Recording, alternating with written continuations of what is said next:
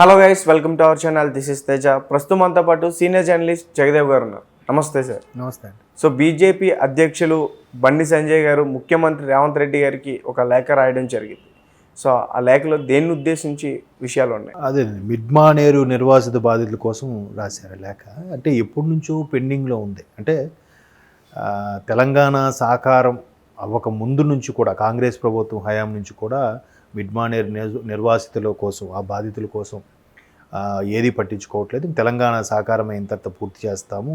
సహజమే కదా, ప్రతి ఒక్కరూ క్యాన్వాసింగ్కి వెళ్ళినప్పుడు అది చేస్తాం ఇది చేస్తాం మీరు చెప్తూ ఉంటారు. కొంతమంది ప్రగల్భాలు పలుకుతారు, కొంతమంది మొదటి సంతకం దీని మీద పెడతాం, లేదంటే మీదకి అయిపోయిన 6 నెలల్లో మీకు అవి చేస్తాం ఇవి చేస్తాం చెప్తుంటారు. అది యామరపాటుతనమో లేదంటే సర్లే దీనికన్నా పెద్ద సమస్యలు ఉన్నాయని చెప్పి పట్టించుకోకపోవడమో తెలియదు. కానీ మిస్టేక్ జరుగుతుంటే అది 60 ఏళ్ళ కాంగ్రెస్ పాలన కూడా 65 ఏళ్ళ కాంగ్రెస్ పాలన కూడా తీర్చింది. మా తెలంగాణ ప్రభుత్వం వచ్చాక తెలంగాణ రాష్ట్రం దక్కించుకున్నాక చేస్తామన్న కూడా మళ్ళీ అదే పాత చింతకాయ పచ్చడి అయిపోయింది. మళ్ళీ రాజకీయ నాయకులను ప్రూవ్ చేసుకున్నట్టుగా ఉంది ఆ మిడ్మానేర్ పరిస్థితి. సో దానికి బండి సంజయ్ గారు మొదటి నుంచి కూడా పోరాటం చేస్తున్నారు, దాని మీద కాన్సన్ట్రేట్ చేస్తున్నారు. దీంట్లో భాగంగా మహాధర్నాలు నిర్వహించినప్పుడు కూడా ఇప్పుడు ఉన్న ముఖ్యమంత్రి గారు రేవంత్ రెడ్డి గారు ఈయన కూడా ఒకే దగ్గర కలవడము, దాని గురించి మాట్లాడుకోవడం. ఖచ్చితంగా ఎవరు అప్పుడు ప్రతిపక్షంలో ఉన్నప్పుడు ఎవరు ప్రభుత్వం వచ్చినా కూడా దీనికి గురించి ఆలోచించాలి, ఏదో చేయాలని కూడా నిర్ణయించుకున్నారు. ఒకరికొకరు మాట కలుపుకున్నారు. అట్లా చూద్దాంలే అన్నట్టుగా. సో ఇప్పుడు ఎప్పుడైతే ముఖ్యమంత్రి రేవంత్ రెడ్డి గారు ప్రమాణ స్వీకారం చేశారో డే 1 నుంచి కూడా ఆయన దూకుడు స్వభావంతో ప్రతిదీ చకచక కలుపుకు చేసుకుంటూ వెళ్తున్నారు. కాబట్టి సో ఆయన మరి ఆ దూకుడు నచ్చో లేదంటే మరొకసారి గుర్తు చేద్దామనే ఉద్దేశం బండి సంజయ్ గారి లేఖ రాసినట్టున్నారు. ఇది 2005-6లో ఇష్యూ నుంచి అప్పటి నుంచి కూడా వాళ్ళకి సపరేట్గా ఒక ఏదైనా ప్లేస్ కల్పించాలి, లేదంటే వాళ్ళకి ఏమైనా భృతి కల్పించాలి అనే ఉద్దేశంలో పోరాటం జరుగుతోంది. సరిగ్గా 17 ఏళ్ళు అయిపోయింది. 2006 ఆ టైంలో, అంటే ఇది 2023, 17 ఇయర్స్ అయిపోయింది. కాబట్టి ఇంకా కేసీఆర్ గారు కూడా 2018లో మళ్ళీ వెళ్ళినప్పుడు కూడా మీరు ఎవరైతే నిర్వాసితులు ఉన్నారో వాళ్ళకి డబుల్ బెడ్రూమ్ ఇల్లు కట్టిస్తాము, మీకు అది కల్పిస్తాము, తర్వాత సుమారుగా 5 లక్షల పైచీలకు అమౌంట్ ఎంతో ఇస్తామని కూడా చెప్పిన సందర్భాలు ఉన్నాయి. నేను పేపర్లో కూడా చూశాను. ఇప్పటికి 12,000 మంది కాక 12,000 పైచీలకు ఉన్నారు నిర్వాసితులు. వాళ్ళ గురించి ఎందుకు పట్టించుకోవట్లేదు, ఎందుకు ఎవరు కూడా అంతగా ప్రాధాన్యత ఇవ్వట్లేదు. ఈవెన్ మీడియా కూడా అంతగా ఇవ్వట్లేదని నా అభిప్రాయం. ఎందుకంటే మేడిగడ్డది చిన్న ఇదైనప్పుడు దాన్ని మొత్తం హైప్ చేసి అంత చేస్తున్నప్పుడు, ప్రతిపక్షాలు దుమ్మెత్తిపోస్తున్నప్పుడు అది ఎలాగా జరిగింది, దానివల్ల నష్టం జరుగుతుంది. ఓకే, ప్రాణ నష్టం అయితే లేదు ప్రస్తుతానికి. తర్వాత జరుగుతుంది, దాన్ని రెక్టిఫై చేయొచ్చు, ఐడెంటిఫై చేశారు. కానీ మిడ్మానేర్ ఆల్రెడీ ఇబ్బంది పడ్డారు, ఆ నిర్వాసితులకు ఏదో కల్పించాలి అనే ఉద్దేశం ఇన్ని వేల మంది, 12,000 మంది, సుమారుగా 12,500 నోటిఫై అయినవి. ఇంకా అవ్వకోవడానికి ఎంతమంది ఉన్నారో రిజిస్ట్రీలో నేమ్ లేని వాళ్ళందరినీ దృష్టిలో పెట్టుకుని చేయాలనే ఉద్దేశంతో మరొకసారి గుర్తు చేద్దామని బండి సంజయ్ గారి లేఖ రాసినట్టుగా ఉంది. దీని పరోక్షంగా లేఖలో కూడా మనకు అర్థమవుతుంది ఏంటంటే 10 ఏళ్ళు కేసీఆర్ గారు ఉన్నా కూడా ఏమీ చేయలేని పరిస్థితి.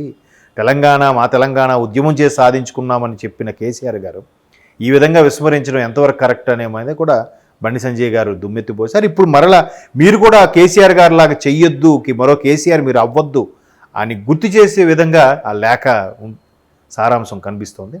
ఏదైతే ఇప్పుడు తర్వాత కేసీఆర్ గారు వచ్చినప్పుడు దానికి దగ్గరలోనే ఈ కారిడార్, స్కిల్ డెవలప్మెంట్ కారిడార్గా ఏదో పెట్టడము, అది చేయడము, అక్కడ ఆ విధంగా మీకు ఉద్యోగాలు కల్పించేలా చేస్తామని ఏదో అన్నారు. అది కూడా ఏం లేదు, హామీ వరకే అయిపోయింది. సో దాన్ని బండి సంజయ్ గారు చాలా చాకచక్యంగా, చాలా పద్ధతిగా, గౌరవప్రదంగానే ముందు అభినందనలు, ముఖ్యమంత్రిగా ప్రమాణ స్వీకారం ముఖ్యమంత్రి మీరు అయినందుకు మీకు అభినందనలు తెలుపుతూ కూడా చాలా చక్కగా లేఖలో, అంటే ప్రతిపక్షం అనేది అలాగే ఉండాలి.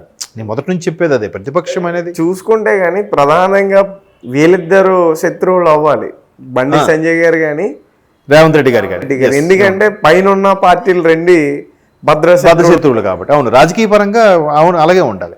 కానీ ఇప్పుడు బీఆర్ఎస్ వాళ్ళు కూడా అసెంబ్లీ సమావేశాలు డే 1 నుంచి మీరు అది చేయలే, ఇలాంటివి ఎత్తారా? ఇది ఎందుకు ఎత్తరు? పోనీ మాకు ఇప్పుడు వచ్చి అడుగుతున్నారు కదా, మీరు గత 10 ఏళ్ళు ఎవరున్నారు అని అడుగుతారు కదా, అందుకు ఇది ఎత్తరు. ఎంతసేపు మీరు ఇంకా అదేం చేస్తారు, రైతు బంధు ఏం చేస్తారు? బాబు, రైతు బంధు మీరు అలవాటు చేసింది, మీరు అలవాటు చేయకముందు రైతులు బతకలేదా? వాళ్ళ కాయ కష్టం చేసే బతికారు, వాళ్ళు చెమట చిందించే బతికారు. మీ రైతు బంధుతోనే బతకలేదు ఇన్నేళ్ళు. సో మీరు రైతు బంధు మీరు కంటిన్యూ చేస్తారా లేదా అని మాట్లాడుతున్నారు కదా, మరి ఇలాంటి గురించి మాట్లాడండి, దొరికిపోతారు, నాలుగు ఖర్చుకోవాలి, అందుకని ఈ టాపిక్ మాట్లాడరు. సో బండి సంజయ్ గారు రాశారు. సో ప్రతిపక్షాలని ఇలా బాధ్యతగా ఉంటే గవర్నమెంట్ అనేది ఒళ్ళు దగ్గర పెట్టుకుని పనిచేస్తుంది. మీకు చాలా సందర్భం ఇప్పుడు ఎవరైనా ఏ పార్టీ సమావేశాలు అదేదో ముందు తేల్చండి అయ్యా ప్రతిపక్షాలు చావదుబ్బేస్తున్నారు అని అంటారా? అంటే అర్థం ఏంటి? ఆ పోరు పడలేక కాదు, అలా దుమ్మెత్తిపోయడం వల్ల ప్రజల్లో ఆదరణ తగ్గుతుంది, నెక్స్ట్ ఎలక్షన్స్కి మనం వెళ్ళలేము, చేయి చాచి ఓటు అడగలేము అనే బాధకో భయంకో రుద్రబాబు ప్రతిపక్షాలు ఇలా అంటున్నారు, మీరు ఇమీడియట్గా అది క్లియర్ చేయండి అని చెప్పి అఫీషియల్స్కి, హైరార్కీస్కి, అధికారులకి ముఖ్యమంత్రి అనే ఆర్డర్స్ పాస్ చేస్తారు. అలాగ ఉండాలి, ఆహ్లాదకరంగా హెల్దీగా ఉండాలి. ఎంతసేపు నువ్వు అది చేసావు, నేను ఇది చేశాను, నువ్వు అది తిట్టావు, నేను ఇది తిట్టాను, నువ్వు నన్ను సింగులర్ యూజ్ చేసావు, నేను సింగులర్ యూజ్ చేశాను, ఇవన్నీ కాదు. స్టార్ట్ అయినాయి అవి కాదు కదా. ఇలాంటి లేఖలు లేదంటే ఇలాంటి విషయాలు మాట్లాడండి. పోనీ ఇదే బీఆర్ఎస్ వాళ్ళు ముందుకు వచ్చి అయ్యా మేము మిడ్ మానేర్ది నిర్వాసితులు సరిగా పట్టించుకోలేకపోయాము, మేము బాధ్యత వహిస్తున్నాం, పట్టించుకోలేదు, మీరు వచ్చారు కదా, మీరు చేసి చూపించండి అని అనొచ్చు కదా.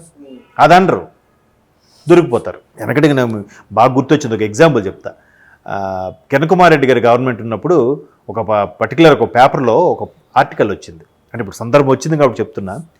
ఆర్టికల్ ఏంటంటే ఓల్డ్ సిటీలో ఒక బాలికల పాఠశాల లేదా హై స్కూల్, ఉన్నత పాఠశాల పైకప్పులు ఊడిపోయి ఉన్నాయి, సరైన వసతులు లేవు, కనీసం బాలికలకి దాని మరుగుదొడ్లు కూడా లేవు అని చెప్పి ఆ పేపర్ మెయిన్లో రాశారు.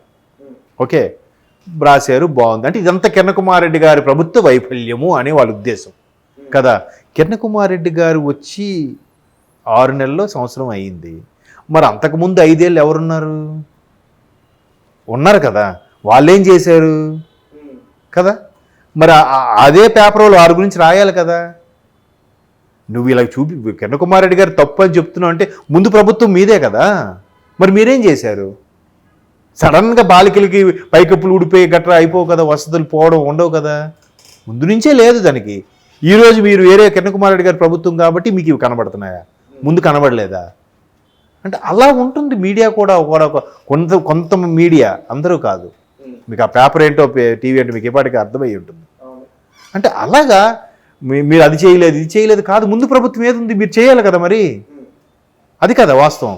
సో ఇలాగ శుతిమెత్తగా ఒక లేఖ రూపంలోనో ఒక మర్యాదపూర్వకంగానో మాట్లాడితే అవతల వాళ్ళకు కూడా అయ్యో లేదు వీళ్ళందరిలాగా ఇలా అనట్లేదురా, ఈయన చెప్పాడు అంటే ప్రతిదానికి చీటీ మాటికి చెప్పట్లేదు, ఇట్లా ఇప్పటి నుంచో దీర్ఘకాలికంగా పెండింగ్లో ఉన్నవన్నీ చెప్తున్నాడు కాబట్టి మనం ఇది చేద్దాం అనే స్పృహ, అనే స్ఫురణ అధికారులకు కానీ ముఖ్యమంత్రికి కానీ కలిగేలా చెయ్యాలి. అది లేక గొప్పతనం. ఎవరయ్యా ఆయన ఎప్పుడు అలాగే రాస్తుంటాడులే పక్కబడేయండి అనే విధంగా ఉంటే మరి నీ లేఖ ప్రాధాన్యత ఏముంది? అలా ఉండకూడదు. అబ్బా ఈయన ఎంతసేపు ఈయన కోసం కాదు ప్రజల కోసమే రాశాడు అనే విధంగా ఉండాలి. ఎంతసేపు నా పర్సనల్గా దెమ్మెత్తిపోసాడు అనే విధంగా ఉండకూడదు. సార్ గతంలో కూడా టీఎస్పీఎస్సీ ఎగ్జామ్ విషయంలో పేపర్ లీక్ అయిన విషయంలో వీరిద్దరు కలిసే గవర్నర్ గారికి ఒక లెటర్ కూడా ఇచ్చినట్టున్నారు. ఎస్ అంటే కలిసి కాదు, అంటే వేరువేరుగా ఇచ్చినా కూడా వీళ్ళ తరపున ఇచ్చారు, వాళ్ళ తరపున కూడా ఇచ్చారు. అట్లా అంటే అదే చెప్తున్నాను, ప్రజా సమస్య వచ్చినప్పుడు ఇక్కడ ప్రతిపక్షాలన్నీ ఒకటి అవ్వాలి. అలా అయినప్పుడే నిండుదనం ఉంటుంది, సభకి నిండుదనం, అల్టిమేట్గా ప్రజలు బాగుపడతారు కదా.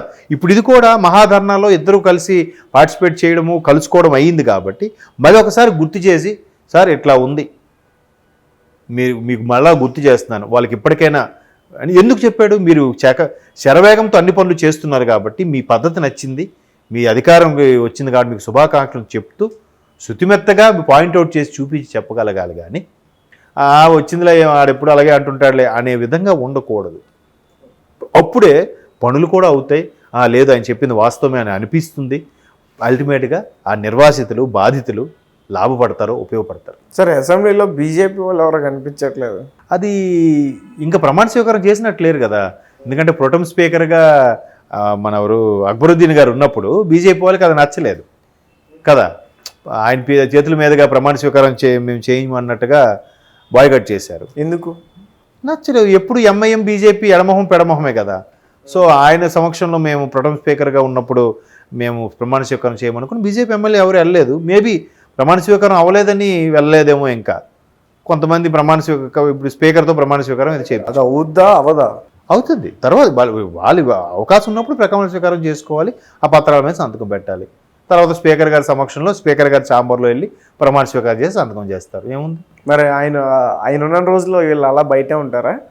అంటే ప్రొటెం స్పీకర్ అంటే ఆపద్ధర్మ ముఖ్యమంత్రి లాగా ఆ టైంకి సభకి ఒక సభా అధ్యక్షులుగా ఉండాలి కాబట్టి ప్రొటెం స్పీకర్గా పెట్టి అక్కడ ప్రమాణ స్వీకారాలు అందరితో చేయిస్తారు ఎమ్మెల్యేగా.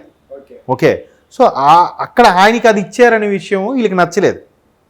ప్రొటెం స్పీకర్గా ఆ ఒక్కరోజుకి అక్బర్ గారికి అవకాశం ఇచ్చారని బీజేపీ వాళ్ళకి నచ్చలేదు కాబట్టి బాయ్కట్ చేశారు. మేబీ ప్రమాణ స్వీకారం అవ్వలేదేమో, అందుకే ఇంకా సభకి హాజరు అవ్వట్లేదు. ఏదో లేదా పర్సనల్ పనులు అయి ఉంటే లేదంటే ప్రభుత్వం మాది రాలేదని బాధలో రావట్లేదు సంథింగ్. బట్ రావాలి సమావేశాలకి హాజరు కూడా. ఇప్పుడు జీతం తీసుకుంటున్నారు, ఇప్పుడు హాజరు పట్టికలుగా అటెండెన్స్ కూడా ఉండాలిగా, లేకపోతే లాస్ ఆఫ్ పే చేయాలిగా, అవేం ఉండట్లేదు. అంటే నాకెందుకు డౌట్ వచ్చిందంటే ప్రధానంగా బయట చూసుకుంటే రాజకీయాల్లో బీజేపీ కాంగ్రెస్ ఎక్కువగా కొట్టుకుంటారు. అంటే బీఆర్ఎస్, బట్ బీజేపీ బీఆర్ఎస్ ఒకటేనే ఉంది కదా, బీజేపీతో బీఆర్ఎస్ పోరాడుతుందేమో అలా కూడా అనుకోవచ్చు కదా. వీళ్ళిద్దరూ ఒకటని కాంగ్రెస్ వాళ్ళ ఆరోపణ. రైతు బంధు కూడా ముందు ప్రకటించారు, ఎలక్షన్ కమిషన్ తలసి మళ్ళీ ఆపేసింది, రకరకాలుగా ఉన్నాయి కాబట్టి బీజేపీ బీఆర్ఎస్ అంతా ఒకటే అనే ఇది కూడా ఉంది. సో వాళ్ళ తరఫున వీళ్ళు అందుకు వచ్చి పోరాడుతున్నారేమో, ఎవరికి తెలుసు. Okay sir, thank you so much. Thank you.